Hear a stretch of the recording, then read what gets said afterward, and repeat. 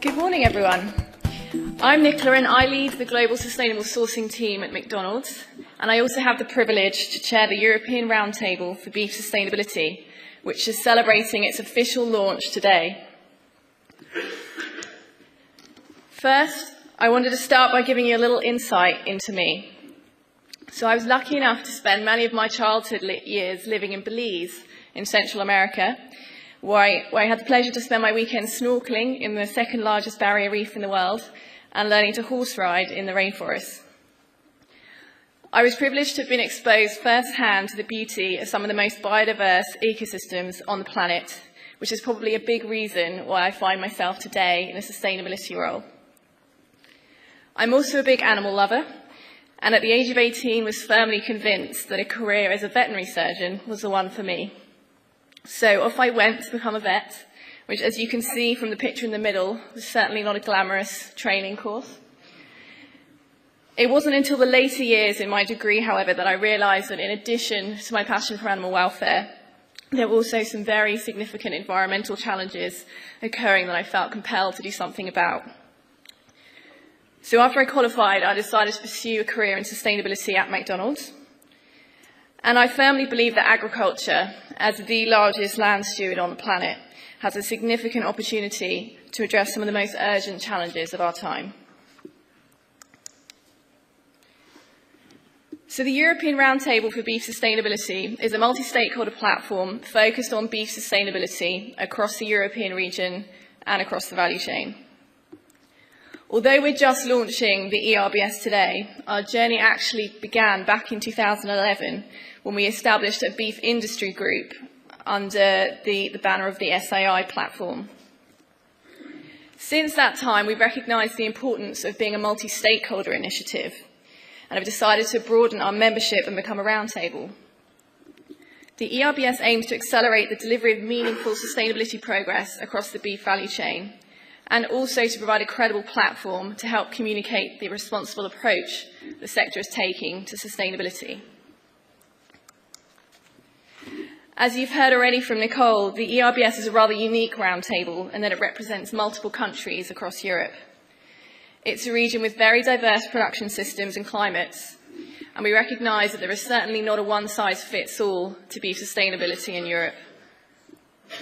Achieving measurable progress on the ground means building on existing local initiatives and securing the engagement of key national players at the country level and providing them with the flexibility to tailor their own approaches in a locally relevant way. We currently have 6 country platforms operating under the ERBS, which together represent some of the largest beef-producing countries in the region, and we have ambitions to develop other country platforms in Europe over time. So before I dive into our journey, I wanted to provide you with a bit of context on the production systems and history of the European region. So the European Union is the 3rd largest beef producer in the world after the US and Brazil. And beef production systems are very diverse, as you can see from this picture here.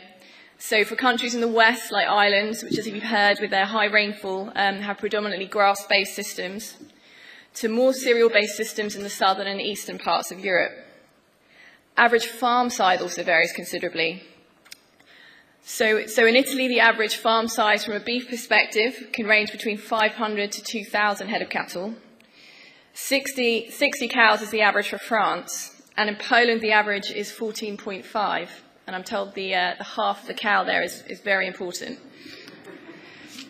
So, additionally, more than 50% of the beef across the European region comes from the dairy herd. And in some countries, that percentage can be considerably higher, and we see the use of dual-purpose breeds being very common. Stakeholder influences are also very different. So government support for the farming industry varies considerably across the different European countries, as does consumer pressure. We hear of the issue of GM feed across issues such as France and Germany, whereas for other countries, antibiotics and animal welfare ranks much more high up the agenda. So really it's clear that from an ERBS perspective, there really is no one-size-fits-all. Third-party on-farm inspections have also been commonplace across much of Europe, and they're not a new thing. They've been in place for decades. Farm assurance schemes such as the Red Tractor in the UK sprung up in 2000 in the wake of the BSE crisis, and today address issues from food safety and traceability to animal welfare and environmental protection. They take a compliance-based approach and have a very high market penetration. And at country platform level, these assurance schemes are key players in the work of the ERBS. Work across existing ERBS member organisations has demonstrated that the sustainability performance of individual producers can vary considerably. As demonstrated by this Bord Bia chart, which plots the carbon footprint of individual beef and dairy farms across Ireland. Bord Bia have calculated that shifting the emissions of the higher emitting farms to the level of the average emitting farms could reduce the sector's emissions considerably. And we know that lower emissions are possible for the sector because, as you can see from this chart, many commercial producers are already doing it. And they're achieving it in ways that actually make their farms more efficient. So we know there's a real opportunity to improve the sustainability performance of the beef sector on key sustainability challenges such as greenhouse gas emissions, without making significant changes to the industry, and importantly, without being prescriptive at farm level.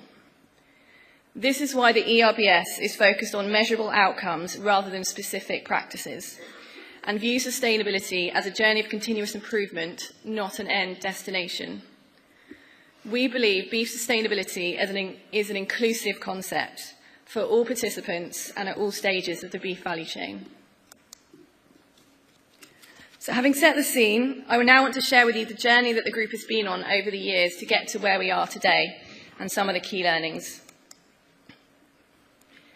In the first couple of years, the group was focused on defining beef sustainability from a holistic perspective, and we identified a set of 39 beef sustainability principles, which cover everything from biodiversity to workers' rights to water quality.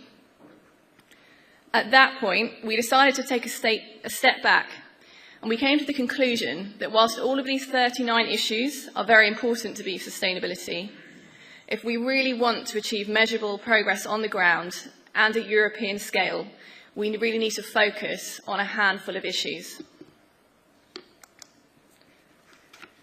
So, using these principles as a holistic framework, last year we engaged with over 150 stakeholders across the European region. This was a bottom-up process that was led very much by the country platforms. And the results of this consultation were unanimous, enabling us to identify the 4 initial pan-European priorities on which the ERBS would focus. And as you can see, these are animal health and welfare, animal medicines, farm management, and greenhouse gas emissions. So this slide shows the framework we're using to address these 4 priorities. Many existing beef sustainability initiatives in Europe, such as the farm assurance schemes, are focused on the left-hand side of this graph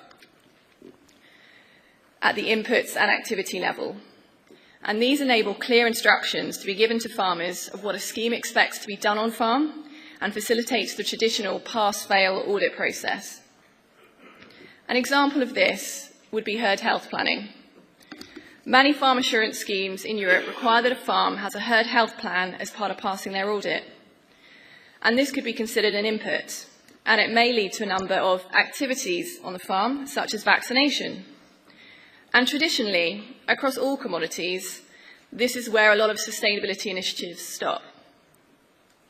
Ultimately, however, all of this work is driving towards achieving an outcome. And in this example, the outcome would be improved herd health performance, such as reduced mortality rates. But unless we're actually measuring this outcome, we don't actually know how effective the inputs and activities may be. And because of this, the ERBS is taking the next step in its journey and is focusing at the outcome level. So across all 4 priority areas, the ERBS has defined a set of 8 ambitious outcome targets for the European industry. I'm going to take this opportunity to show you just an example of 2 of these, and these are focused on animal medicines. The ERBS recognises the need for responsible stewardship of antimicrobials in animal agriculture in order to preserve their future effectiveness in human as well as animal health. Based on the work of the UK's Responsible Use of Medicines in Animal Agriculture Alliance, these outcomes are focused at changing attitudes to antibiotics usage. And combined with our animal welfare outcome targets on overall herd health, the aim of these targets is to look at preventative animal health management rather than reactive strategies. So together, the 8 outcome targets have been developed to provide country platforms the flexibility to meet these targets in ways best suited to their national context, yet all aligned under 8 common European goals, ensuring that we have a measurable approach for beef sustainability across Europe. The targets themselves are intentionally ambitious, and we don't yet have all the answers for how we will meet them, so we very much look forward to learning over the next few days from other roundtables and programmes around the world. These targets are currently out for external consultation, and we would very much welcome your thoughts and feedback on these.